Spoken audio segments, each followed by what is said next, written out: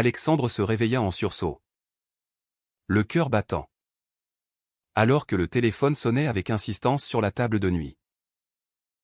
C'était la voix paniquée de sa belle-mère, Marie, qui hurlait à l'autre bout du fil. Son appartement avait été ravagé par un incendie la nuit précédente.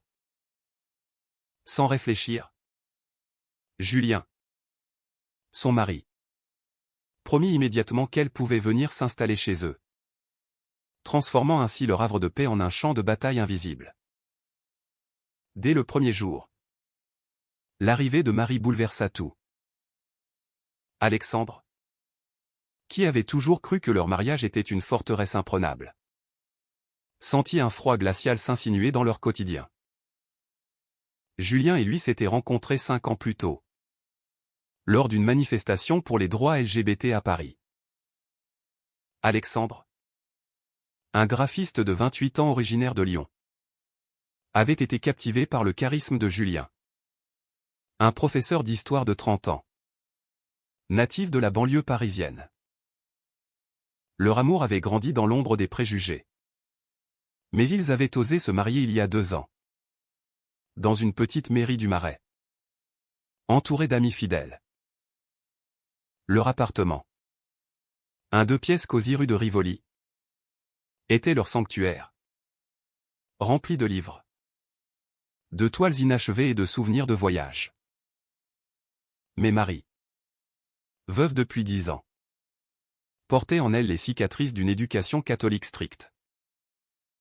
À 62 ans, elle avait élevé Julien seul après le départ de son mari, un ouvrier alcoolique.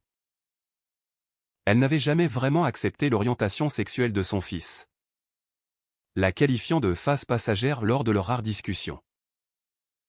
Julien, par loyauté filiale, avait toujours minimisé les tensions, espérant que le temps apaiserait les choses. Alexandre, lui, avait senti dès le début que Marie représentait une menace latente. Mais il avait eu ses appréhensions pour ne pas blesser Julien. L'installation de Marie fut un choc. Elle arriva avec ses valises et une pile de cartons, envahissant le salon qui servait aussi de bureau à Alexandre.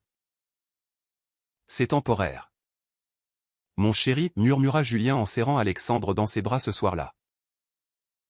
Mais Alexandre ne pouvait ignorer le regard scrutateur de Marie, qui balayait l'appartement comme si elle évaluait un territoire à conquérir. Le dîner du premier soir fut tendu.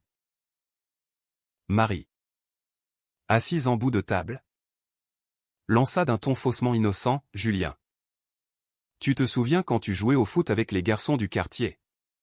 Tu étais si viril à l'époque. » Alexandre serra les dents, sentant la pique dirigée contre leur couple. Julien rit nerveusement, changeant de sujet vers l'incendie. Les jours suivants, les conflits s'accumulèrent subtilement. Marie réorganisa la cuisine sans demander, rangeant les ustensiles à la bonne place, effaçant ainsi les habitudes qu'Alexandre et Julien avaient construites ensemble. Alexandre, qui travaillait à domicile, se surprit à éviter le salon, préférant s'enfermer dans la chambre pour ses appels clients. Un après-midi, alors qu'il dessinait un logo pour une campagne pro-LGBT, Marie entra sans frapper. « Qu'est-ce que c'est que ça ?» demanda-t-elle en pointant l'écran. Alexandre expliqua calmement. Mais elle secoua la tête. Julien mérite une vie normale, avec une famille. Passé. Extravagance. Les mots le transpercèrent comme une lame. Il ne dit rien à Julien ce soir-là, craignant d'attiser les flammes. Julien, de son côté, naviguait entre 2 mondes. Au lycée où il enseignait, il était respecté pour sa passion de l'histoire. Mais il rentrait épuisé, coincé entre les exigences de sa mère et les silences grandissants d'Alexandre. Une soir, après une dispute mineure sur le dîner, un mari avait insisté pour cuisiner une recette traditionnelle. Ignorant les préférences végétariennes d'Alexandre, Julien prit son mari à part. Elle traverse une épreuve difficile. Sois patient. S'il te plaît. Alexandre hocha la tête. Mais intérieurement, il bouillonnait. Était-ce de la patience ou de la résignation? La pression sociale s'ajouta bientôt. Des amis du couple, comme leur voisin gay, Pierre, remarquèrent le changement. Lors d'une soirée improvisée, Pierre glissa à Alexandre, « Ta belle-mère est une bombe à retardement. Ne la laisse pas détruire ce que vous avez. » Alexandre rit jaune. Mais les mots résonnèrent. Marie, quant à elle, commença à inviter ses amis du club de bridge. Des femmes conservatrices qui jetaient des regards obliques sur les photos de mariage affichées. Une d'elles, Madame Leclerc, murmura un jour, « C'est courageux de tolérer ça sous son toit. » Marie ne contredit pas, renforçant l'idée que l'appartement était son au toit. Alexandre sentit l'étau se resserrer. Ses nuits devinrent agitées, hantées par des doutes. Aimait-il encore Julien assez pour endurer cela? Ou était-ce le début de la fin? Julien, percevant la distance, tenta de raviver la flamme en organisant un week-end à la campagne. Mais Marie insista pour venir, prétextant sa solitude. Le voyage fut un fiasco, des remarques sur les vraies familles fusèrent. Et Alexandre rentra plus isolé que jamais. Au fil des semaines, les choix se firent plus douloureux. Alexandre envisagea de confronter Marie directement, mais craignait de forcer Julien à choisir entre eux. Julien, lui, minimisait les incidents, par peur de blesser sa mère fragile. Un soir, après une remarque particulièrement acerbe de Marie sur leur mode de vie contre nature, Alexandre explosa enfin. « C'est notre maison. Pas la vôtre » cria-t-il. Marie fondit en larmes. Et Julien prit sa défense, accusant Alexandre d'insensibilité. Cette nuit-là, Alexandre dormit sur le canapé, se demandant si leur amour survivrait à cette invasion. La tension culmina lors d'une fête d'anniversaire pour Julien. Marie avait invité sa famille élargie, des oncles et tantes conservateurs qui ignoraient ostensiblement Alexandre. L'un d'eux, un cousin homophobe, lança une blague déplacée sur les mariages modernes. Alexandre quitta la pièce, le cœur en miettes. Julien le suivit, murmurant des excuses. Mais le mal était fait. Alexandre réalisa alors que chaque jour passé ainsi était une trahison de soi-même. Les mois suivants virent l'escalade des conflits intérieurs. Alexandre, rongé par le doute, commença à consulter un thérapeute en secret. Les sessions révélèrent des couches de ressentiment qu'il n'avait pas soupçonnées, envers Julien pour sa passivité, envers Marie pour son intrusion, et envers la société française qui, malgré les avancées légales comme le mariage pour tous, tolérait encore les discriminations subtiles dans les sphères privées. Vous devez poser des limites, conseilla le thérapeute. Mais comment? Quand Julien voyait en sa mère une victime à protéger. Julien, de son côté, luttait avec sa propre culpabilité. Il aimait Alexandre profondément. Mais l'éducation reçue de Marie l'avait imprégné d'un sens du devoir filial inébranlable. Au travail, ses collègues notaient son distraction, un ami professeur, Oppenigé, lui confia, « Ne laisse pas ta famille te définir. Tu as construit la tienne avec Alex. » Julien hocha la tête. Mais rentrant chez lui, il trouva Marie en train de réarranger les meubles, effaçant les traces de leur couple. « C'est pour rendre l'endroit plus accueillant, dit-elle. » Julien ne protesta pas, craignant de la briser. Un incident majeur survint lors d'une visite médicale. Marie, souffrant d'hypertension post-incendie, insista pour que Julien l'accompagne seul. Alexandre, exclu, se sentir légué au second plan. À son retour, Julien avoua, « Maman pense que notre mode de vie ajoute à son stress. » Alexandre, furieux, rétorqua, « Et le nôtre ? De stress ? Elle nous étouffe. » La dispute dégénéra. Julien accusant Alexandre d'égoïsme. Alexandre répliquant que Julien trahissait leur vœu de mariage. Ils ne se parlèrent pas pendant 2 jours. Un silence pesant que Marie observa avec une satisfaction discrète. La société environnante amplifia les tensions.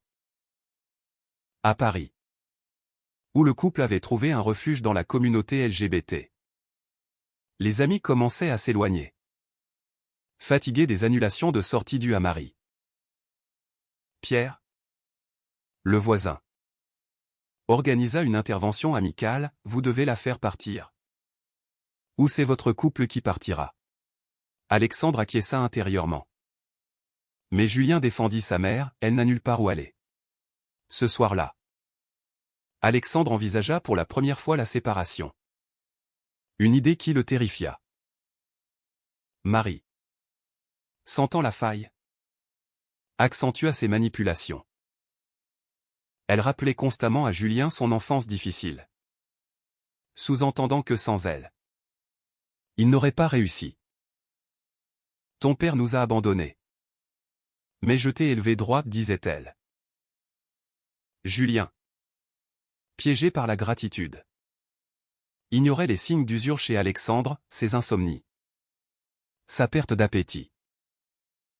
Un jour, Alexandre surprit une conversation téléphonique de Marie avec une sœur, « Julien finira par voir la lumière.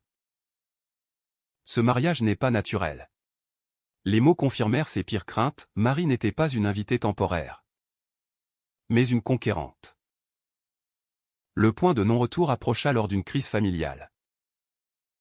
La sœur de Julien, Sophie, libérale et supportive, vint visiter. Elle confronta Marie, « Maman, tu dois respecter leur vie. » Marie explosa, « Respecter quoi? Cette perversion ?» Sophie partit furieuse. Et Julien, déchiré, pleura dans les bras d'Alexandre. Pour la première fois, il admit, « Je ne sais plus quoi faire. » Alexandre, ému, proposa un compromis, trouver un logement aidé pour Marie. Mais elle refusa net, prétextant sa santé fragile. Les choix moraux devinrent cruciaux. Alexandre se demanda s'il trahissait Julien en insistant pour le départ de Marie, ou s'il se trahissait lui-même en restant. Julien, lui, oscillait entre loyauté et amour, conscient que chaque décision avait un prix. Une nuit, après une énième remarque homophobe de Marie lors d'un dîner, Alexandre posa un ultimatum, « C'est elle ou moi. » Julien, pâle, murmura, « Donne-moi du temps. » Mais le temps était un luxe qu'il n'avait plus. La trahison vint d'où il l'attendait le moins. Marie, feignant une chute, appela les urgences.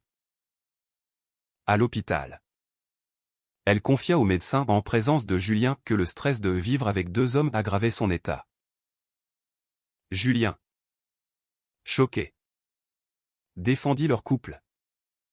Mais les graines du doute étaient semées. Alexandre, apprenant cela, sentit une rage froide, c'était une manipulation flagrante. Il confronta Julien, « Elle nous divise délibérément. » Julien, épuisé, admit partiellement, mais supplia pour la paix. Au milieu de ce chaos, Alexandre trouva du réconfort dans son travail. Une commande pour une association LGBT le remplit d'énergie, rappelant pourquoi il avait choisi cette vie. Mais rentrant chez lui, Il trouva Marie en train de fouiller ses affaires. Je cherchais du linge, mentit-elle. Alexandre explosa, sortez de ma vie. Marie pleura. Et Julien accourut, prenant parti pour elle. Cette nuit-là, Alexandre fit ses valises en silence, le cœur brisé. Était-ce la fin? Ou un nouveau début? Le départ d'Alexandre fut un électrochoc pour Julien. Il trouva l'appartement vide ce matin-là. Avec une note, je t'aime. Mais je ne peux plus respirer ici.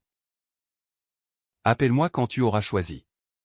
Julien s'effondra, réalisant l'ampleur des dommages. Marie, feignant l'innocence, murmura, il reviendra. Mon fils. Les vrais amours durent. Mais Julien. Pour la première fois. Vie claire, sa mère avait orchestré cette division. Il l'affronta, pourquoi fais-tu ça? Accepte-nous. Ou pars. Marie. Blessée. Répliqua, je t'ai donné la vie. Lui. Il te la vole. Julien. Déchiré. Appela Sophie pour conseil. Maman est toxique. Protège ton mariage, dit-elle. Alexandre. Réfugié chez Pierre. Lutter contre la douleur. Les appels manqués de Julien le hantaient. Mais il tenait bon. Conscient que céder signifierait une vie de concession. Pierre l'encouragea, tu mérites mieux que d'être le second choix. Alexandre hocha la tête. Mais l'amour persistait. Un feu couvant sous les cendres. Il reprit le travail avec ferveur. Canalisant sa peine en art engagé.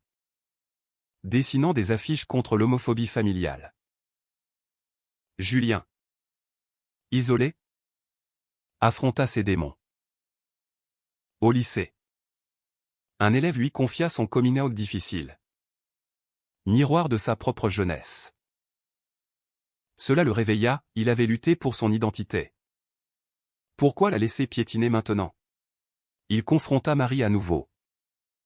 Plus fermement, si tu ne peux pas accepter Alex, tu devras trouver un autre endroit. Marie. Paniquée. Joua la carte de la santé, tu m'abandonnes comme ton père? Julien. Les larmes aux yeux. Répondit, non. Je te protège de toi-même. La réconciliation tenta de s'amorcer.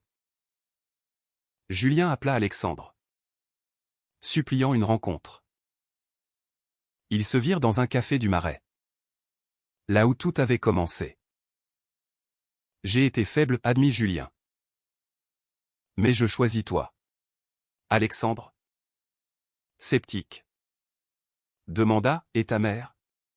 Julien expliqua son plan, l'aider à trouver un appartement adapté. Avec aide sociale. Alexandre accepta un essai. Mais posa des conditions, thérapie de couple et limites claires avec Marie. Cependant, Marie ne lâcha pas prise. Apprenant la réconciliation, elle feignit une crise cardiaque, forçant Julien à l'hôpital. Là, elle murmura, choisis-moi. Ou perds-moi. Julien, accablé, réalisa le chantage émotionnel. Il appela Alexandre depuis le couloir, c'est fini. Je la place en résidence. Mais Alexandre, las des drames, hésita, es-tu sûr? Les mots teints s'intensifièrent. Julien se demanda s'il trahissait sa mère en la rejetant. Ou s'il honorait son vœu marital. Alexandre, lui, questionnait la viabilité de leur union face à de telles pressions. La société, à travers des articles sur les familles LGBT, rappelait que de nombreux couples succombaient à l'homophobie interne. Sophie intervint, aidant à trouver une solution, une maison de retraite bienveillante pour Marie. Marie, confrontée à la réalité, révéla ses peurs profondes. Lors d'une discussion familiale, elle avoua « J'ai peur que tu sois jugé. Comme je l'ai été pour ton père. » Julien, ému, répondit « Le jugement vient de ceux qui refusent l'amour. » Pour la première fois, Marie pleura sincèrement, admettant ses préjugés. Mais était-ce un vrai changement? Ou une manipulation? Le couple reprit pied lentement. Ils reprirent leur appartement, effaçant les traces de Marie. Les nuits devinrent intimes à nouveau. Mais les cicatrices persistaient. Alexandre proposa une thérapie commune, où ils explorèrent les trahisons passées. Julien admit sa passivité, « J'avais peur de perdre ma famille d'origine. » Alexandre confia, « Et moi. De te perdre toi. » Pourtant, un nouveau twist surgit. Marie, installée en résidence, commença à envoyer des lettres conciliantes, invitant à des visites. Julien y alla seul d'abord, puis avec Alexandre. Lors d'une rencontre, Marie s'excusa maladroitement, « Je n'ai pas compris votre amour. » Alexandre, prudent, accepta, mais garda ses distances. Était-ce une rédemption? Ou un piège? La tension culmina lors d'une fête de famille. Marie invita tout le monde en résidence, forçant une confrontation. Des remarques maladroites fusèrent. Mais Julien les stoppa net, « Nous sommes une famille. » Point. Alexandre, fier, sentit un espoir renaître. Mais intérieurement, il savait que la vigilance était de mise. Les mois suivants testèrent la résilience du couple. Avec Marie en résidence, l'appartement redevint leur sanctuaire. Julien et Alexandre redécouvrirent leur complicité, voyageant à Lyon pour voir la famille d'Alexandre, plus ouverte. Là, les parents d'Alexandre les accueillirent chaleureusement, contrastant avec les tensions passées. « Vous avez surmonté l'enfer, » dit le père d'Alexandre. Julien sourit. Mais les souvenirs hantaient encore. Marie, de son côté, évolua lentement. Les visites devinrent régulières. Et elle rejoignit un groupe de soutien pour parents d'enfants LGBT. « J'apprends, » dit-elle un jour. Julien y vit un progrès. Mais Alexandre resta sceptique, « Les mots sont faciles, les actes comptent. » Une dispute éclata quand Marie demanda à revenir pour Noël. Julien hésita. Mais Alexandre trancha, « Non. Pas encore. » Julien accepta, choisissant son mari. Les pressions sociales persistèrent. Au travail, Julien affronta un collègue conservateur qui railla les familles alternatives.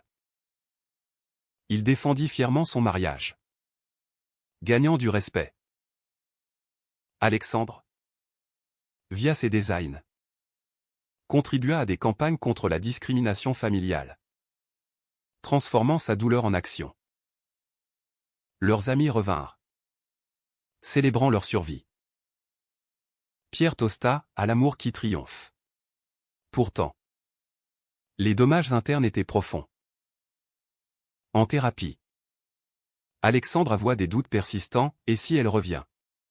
Julien promit, « Je te choisirai toujours. » Mais les choix passés avaient érodé la confiance. Une nuit, Alexandre rêva de trahison, se réveillant en sueur.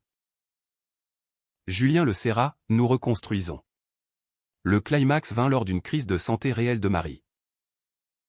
Hospitalisée pour une pneumonie, elle appela Julien en urgence. Il partit, laissant Alexandre anxieux. À l'hôpital, Marie, faible, murmura, « Pardonne-moi. J'ai été aveugle. » Julien pleura. Mais rentra déterminé, « Elle change. Mais notre vie est prioritaire. Alexandre, touché, accepta une visite commune. Là, Marie serra la main d'Alexandre, bienvenue dans la famille. Était-ce sincère? Le couple émergea plus fort, mais marqué. Ils adoptèrent un chat, symbole de nouveau départ, et planifièrent un renouvellement de vœux. Sophie organisa l'événement, invitant Marie sous condition. La cérémonie fut émouvante. Avec des vœux renouvelés, malgré les tempêtes. Je choisis toi. Marie. En larmes. Applaudit. Signe d'acceptation. Mais la société rappelait les défis. Des débats sur les droits LGBT en France soulignaient que de nombreuses familles luttaient encore.